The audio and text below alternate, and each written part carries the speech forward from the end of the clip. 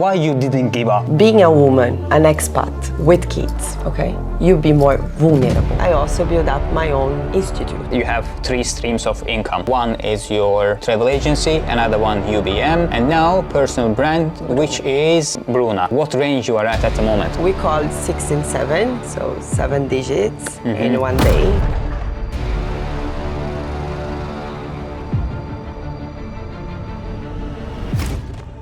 If you like money, so be the one that wake up early and make yourself.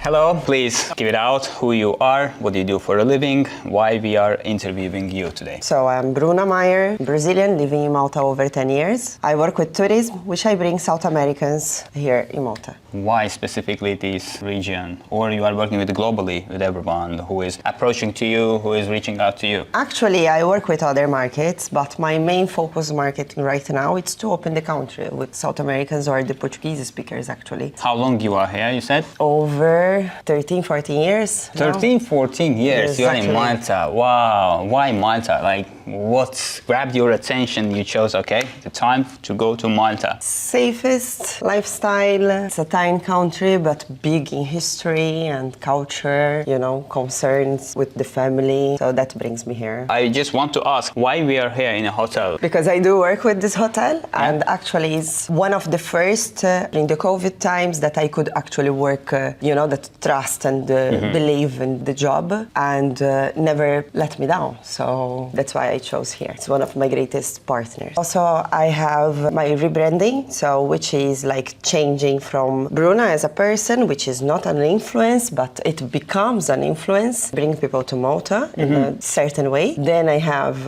my DMC, which is a tour operator or travel agents, let's call, which I work with B2B and B2C. So that I did 2 launches as well, which I can get the route only B2B and the route only What is B2C. DMC, you said? DMC is like a destination management company. Okay. Actually, I don't hold one company only here, but I also hold one in Brazil. So actually I hold 2 licenses. Okay, one that here sounds good. and But Brazil. what is that branding? So till now you are working as a tour agency? I provide a service, you know, like For people coming to Malta in Malta. any purpose? In like- any purpose. So if they just want to do an event or if they want to do a conference, sports or whatever, I have to seek for the lodging, their tours, transport, guides, and like that I organize. Later on, I want to discuss more about your personal branding. But for now, I think we can sit and talk a little bit more about your backstory. Perfect. Yeah. Who is Bruna? About your backstory, generally, talk about yourself first. Everyone has a back history, so Yes. that is definitely. But I think I have a lot of resilience, strength, and I never give up and I don't accept a no. So if you tell me you cannot, then that is where it makes me go through. How did you grow up, or what's your education background from your country? Like, what made you to leave your country to move abroad? It came the opportunity that I marry, you know, so because love life. First love? I don't know yet. Didn't count even. Okay. First marriage. Yeah, first marriage. We went to other places, but we came to Malta. And it was the reason to come here. We spent like 6 months and I said, okay, here is a good place to stay. Then in my second year, I started learning English. That it was actually the jump because it makes me the confidence that I need to go out and actually communicate with the others. And I understand what it was going around me because before I could not. After that, I decided to do a cabin crew course. I used to share my things on Orkut, which is very old for our nationality. And after that, it started Instagram, Facebook, and I started sharing Malta and the lifestyle, how to migrate, how to be an employee, what you need to do to learn your English, what are the easiest routes, how to live as a mom as well, you know. I used to build up that and people used to like to share. And that's how I developed my path here. Back to your country, you were working like a business owner or what was it? Yes. I come from a background of entrepreneurs. I also used to have bikinis factory. Bikini factory in Brazil? In Brazil. Wow. I used to sell clothes, so with 3 brands. I used to be like a sales representative for these brands. I did the sewing machine, you know, fashion design, but it wasn't for me. So after a period, I went to work in events. So I used to manage big events, which I'm a very well-known person in the South. From that end, then I started the business with marketing actually, but this time it was how can I say, you just sell, the seconds on the television, but you speak with the big companies and then they have to do all this, It's like QVC. Exactly. Yeah. And your education, is it related to marketing or related to business something? It's a mix. Was it? I did several courses, even in tourism industry, hotelier industry, COVID. I did for the nursing, first aid, real estate. I also did the therapy alternative, so system constellation, which is from Germany, and trained the trainer in UK, etiquette and self-confidence, how to have a speech in public and these things, Doesn't mean that even though if you have all of that, you will be perfect. No, it's not. But at least you understand how it is actually on site, and you can get the feelings and you can improve yourself, because in the end of the day, you have to be you. And I start actually selling the language courses here in Malta because I want to do a partnership. And the person told me, no, because I need to know what you do. I said, but I didn't ask what you do. I only asked to you to give me the commission in what I can give to you. So I said, okay, it's no like problem. You are being a broker. You are bringing people to that person, and that person is taking a lead for doing everything for people to come here. Yeah? The work, it was hers. She could do whatever she wants. And she said, no, I need to know what you do. I saw too much authority. You cannot enter in people's life, especially in business. You have to create a confidence there, a trust base to go through. I thought, no problem. The next day I wake up, I dress up and I went around. Okay, so if you don't believe in me, if you don't have a trust with me, I will do it myself, yeah? Exactly. That's good. What is your first business? Crochet. What's it? Crochet. Like they do lace here. Yeah. I will tell you a bit about how please. my first business. I grew up with my grandparents. My nana used to take me to the old people's home to do like social and charity and these things with the church, Catholic church. And there I used to be with them. So I used to do jokes, play. Some of them used to do like crafts, handmade crafts. And they said, I want to learn. I sit down and one lady started teaching me how to do. So I used to do tapetes, like bathroom tapete, the supply to put on the table, the running of the table. That is how I used to do. It's like a rope, what I used to do it actually. Yeah. And I start selling that. And most of the people used to buy that from me. So it's like, whoa, that it was my first So selling business. people in church? Or? In church, neighbors, my nana used to sell. I used to give like to, there is like, here we say tombola. I don't know actually in English how we say like bingo. Okay, lottery. Yes, like you go to the church. Christmas, like when people are gathering and playing. You go to the church, then the priest asks you to give some gifts so they can donate, because this money, it will be done something to the church or a charity. And they used to do these carpets and they used to give to the church and they used to give us prize. So yes, that it was, I think, my very, very first business. How old you were in that time? 8, 9. 8-year-olds. You were making money out of it? Yes. What were you doing with that money? At that time, I used to have my own room. I wanted a TV, because TV, when I was 8, today, it was something, not like today, you can go and buy different prices. It was a bit more expensive. I wish that, so I bought my first TV. I bought my radio with the CD, so I wanted the CDs as well. The computer, I wish to do courses. I wish to go, for example, to buy some makeup, because today I don't like too much, but when I was young, yes. I used You are to like. still young? Yeah.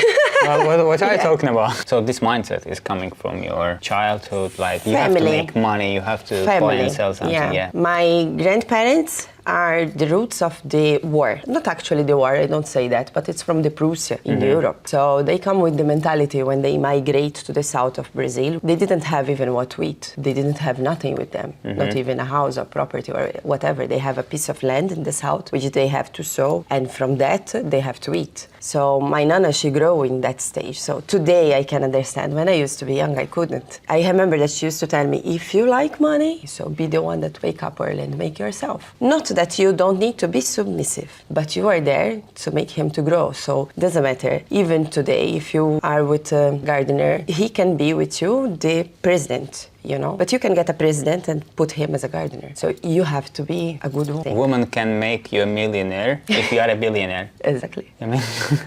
or she can break you really down. Yes, like Dalila and Sansão, like.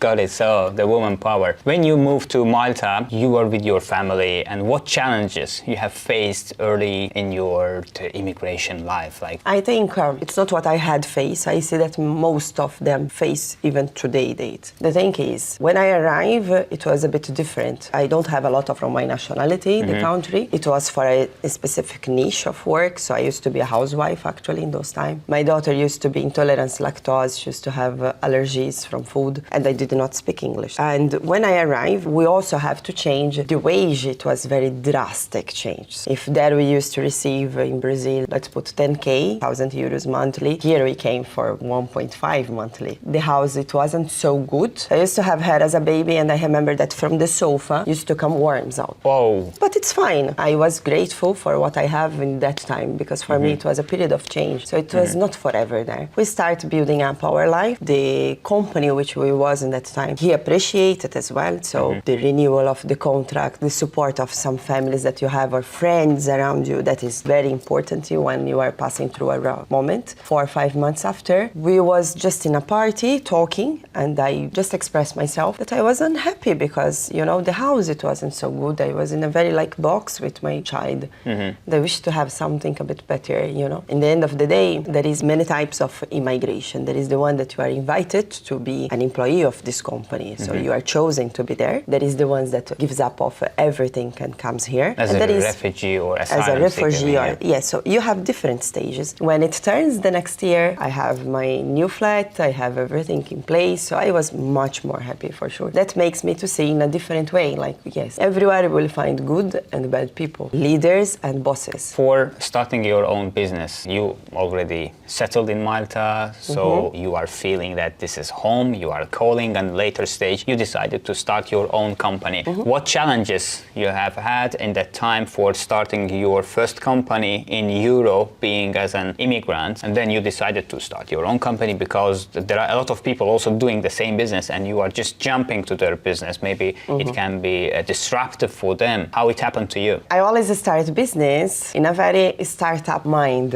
I never had actually money to start any business. That is the first. So when I start, what I faced in that period, first of all, it's the documents. When you hold a non-EU document, years ago, to open a company, to do a self-employment, to go through to apply for a license, especially abroad, it's like you never get there, you know, because what people want, actually, it's not the trust in your business. They want to see the money. Everything is around the money. So till you get there to go, yes, you hustle a bit. So that it was hard for me, not only because I did not have this amount to start or to go through, but because I used to live a double life. So I used to live in Malta, and I have to keep my living costs from here, but I have the mentality that I have to send part of my salary to Brazil because I hold my life there. Yeah. Today, I see it in a different way. That time, it was a case to survive, because if here does not go good, I have where to be back, you understand? You had plan B. Today, anytime you can go back to your country, Brazil. Today, it's completely different. Today, I have 2 companies. I hold 2 VATs, I hold 2 taxes, and 2 living, and I'm super happy with it. It's not because I want to return, because I definitely don't want to return, but I want to make things in a very stable way. So it's not that I share portion, but actually I play with the portion.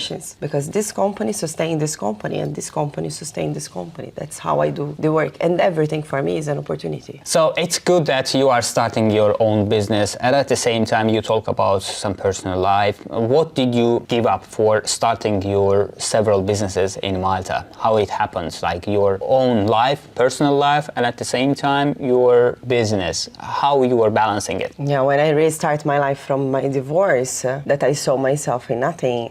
When you came here, you got divorced? No, 7 years after. Okay. We came here, actually, to not divorce. You were thinking about divorcing in Brazil? Or? Yes, already. But then we had a talk, because the career that he had, it wasn't easy when it's an athlete from Brazil, you know. You have little contact, it's a bit fancy, it's more to the professional side, so you can go very top high cash, but you can go very top low as well without cash. We have a barrier, and that is what I used to say. And I used to have also the child, so I don't want to be like a gypsy going around everywhere, you know. I want to settle. We was already different cultures, even though coming both from Brazil and from the south. He was from the middle. middle. So that it's already a shock of cultures. And I want one thing, he wants the same, but not really there. So then we spent another 7 years, I have another child, and then it came the divorce. Not because we was not compatible, like we do not share the same thoughts or what, no, it's not that. A relationship is more than that. It's when I decide to be without anything and he hold everything. We used to have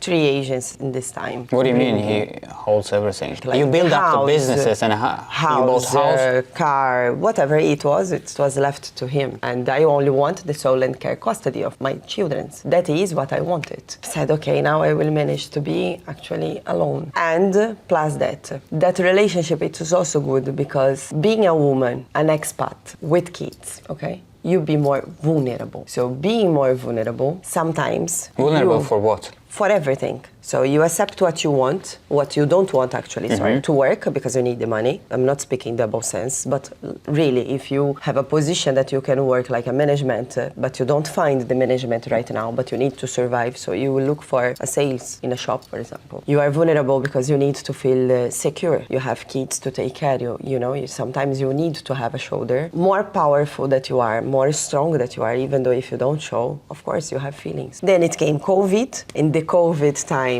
it was funny because I started working to a company here. I spent 1 month in the company. I resigned, said I'm leaving. And after this, that I thought that I was going to be succeed in what I want, COVID came and closed everything. Then I really panicked. I said, now I don't know what to do because, I'm away from everyone. I don't have no one to help me with the kids. And in that time, I had no one. The fathers of the kids. None of them did a quarantine with them. None of them took care with them. I think if I'm not grateful to what I had around me, that I believe that he sent to me in that time is the pediatrician of my kids, because he knew what I was facing, he knew that I was alone, but he helped me there. Then after a period, I managed to go to work with a person here to build up a branch of an international school, which it was my first actually, business that I opened in Malta, and etc. I did good. I started working with Asia. It was during the COVID as well because of the carriers, the nurses, and etc. So it was very good. I believe in that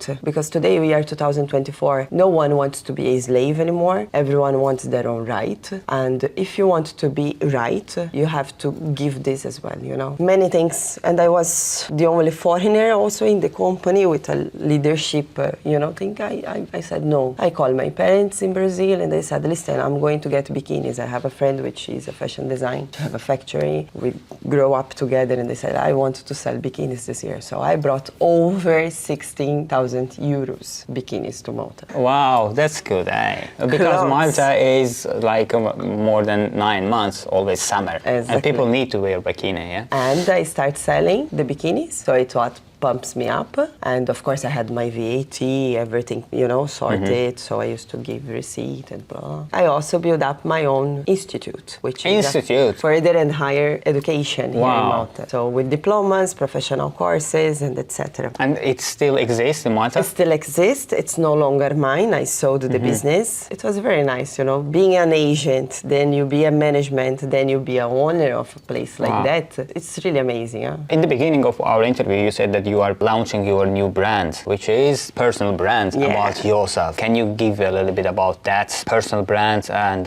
why you want to do it, or what problems your personal brand will solve? So everything starts through my Instagram as one Brazilian in Malta, and I used to, again, from your Orkut, come into Instagram, Facebook, and start sharing. And I saw that I was selling good from there. Then pre-COVID, in 3 years, many things changed, many things happened, and I used to share my daily life routine with hoteliers, restaurants, and etc., language courses, clients, parties, and etc., that I used to go with, even my kids. So I saw that I become, let's say, a nano-influence. I think it's more or less like that to my country. But I never actually realized that because it's not my daily life here. It's not what I make money from. When it opened the country that I started receiving my first clients, they start bringing that to me because of the Instagram and blah, blah. And it's really nice, actually, because I'm not the one that wake up in the morning family and show the coffee morning, the rich life that I have, Cocoa or life, the the money making machine. Doesn't have this. But you have money-making machine. Yes, but trust me, I work so hard that I don't believe that people actually think that, how can I say,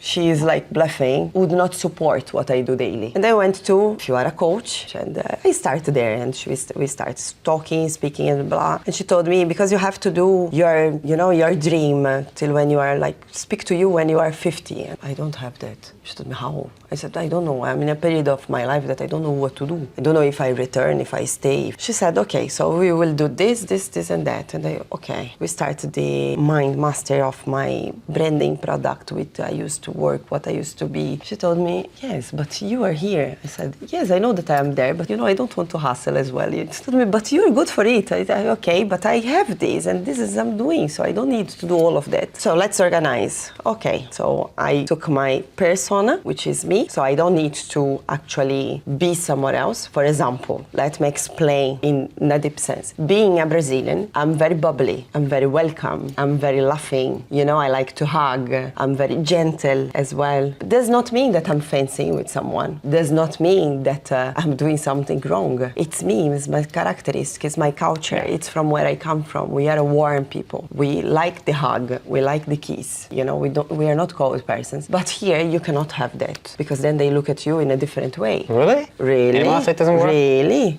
Even the way how you dress, even the way how you pose, because maybe you are a single mom, because I'm divorced with 3 kids, because I'm not young, but I look a bit young, because I have 2 fathers in a different way. Listen, everyone can do mistakes. I'm not the first, not the last. I said, but I cannot do that, because if I do here, I do, okay, so we do it this way. She said, here, it's you.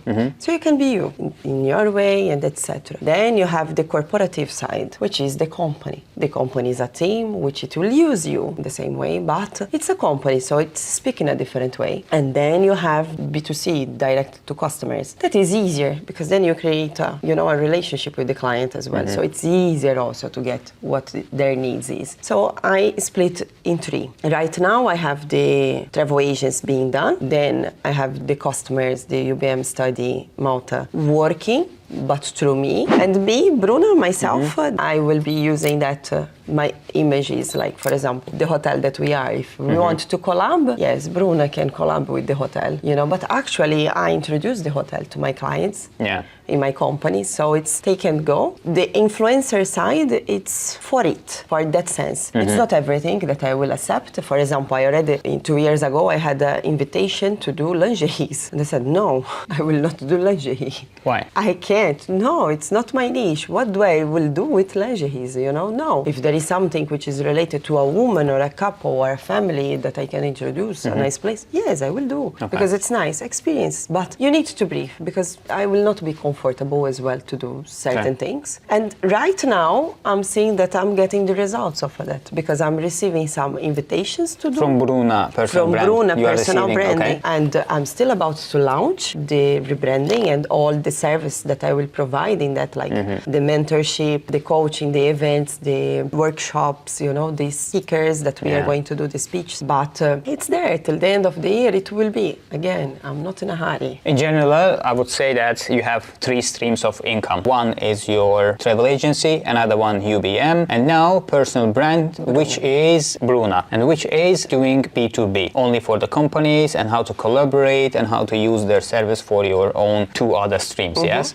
Which one is generating more money, and which one is passive income, which one is active income, and in general, what range you are at the moment? From my own brand, Bruna Meyer, that is definitely. Okay. It's from where I generate everything that I have to do. Let's say in the digital marketing today, we call 6 and 7, so 7 digits in one day. I can tell you that sometimes we score that in the offline, nothing to digital, in a tourist industry company, and a month maybe. But again, it's a turn. Does money buy happiness? Not at all. What buys happiness for you, for Bruna? To be real in what you do, to make things in a real way. How can I explain to you? It's like I did certain works, and which I like it as well, and it was good money. But I received this money, and I don't know even where I invest this money. What did you do with this money? Exactly. You know, when you see Yeah. what you did with this. Why? Because it's good, but it's not the principles that you have as well, you know? And even at home, I was like just living with the kids. And is that what I want for me? No, you understand, it's not. But then you can generate money that actually you see that goes through.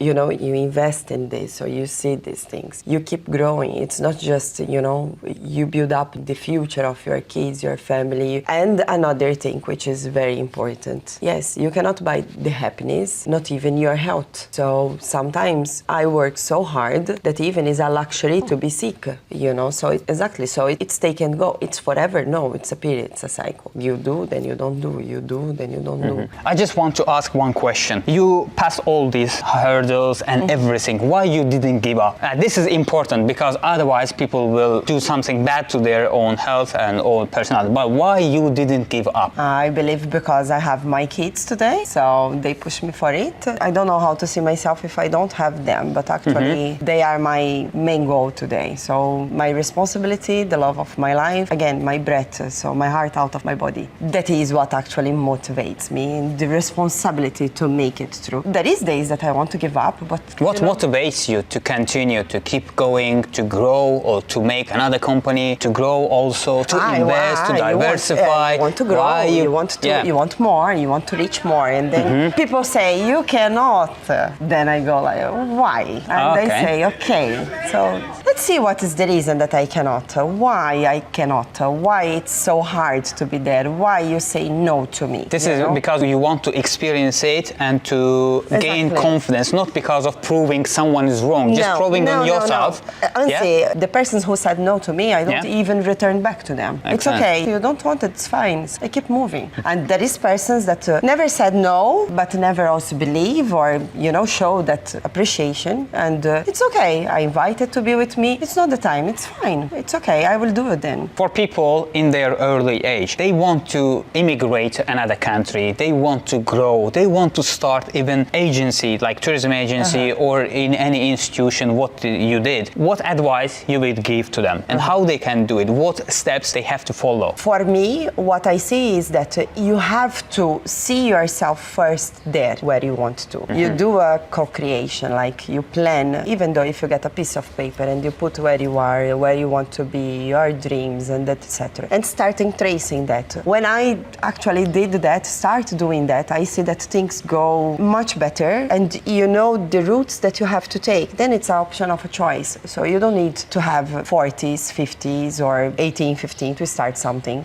And you don't need the amount of money to start something. You need to start where you are, in what you have. Just start making and give your best in that. That's how I see that you can get motivated. Start from there. Then you learn, you do a mistake, you correct and you go like this. I appreciate and also thank you very much for joining. For people, if they want to collaborate or if they want to help them, guide them for immigrating to the country, you can reach out to her through the social media channels. Thank you very much for watching. Don't forget to hit the like and subscribe button. I see you in the next video. Bye.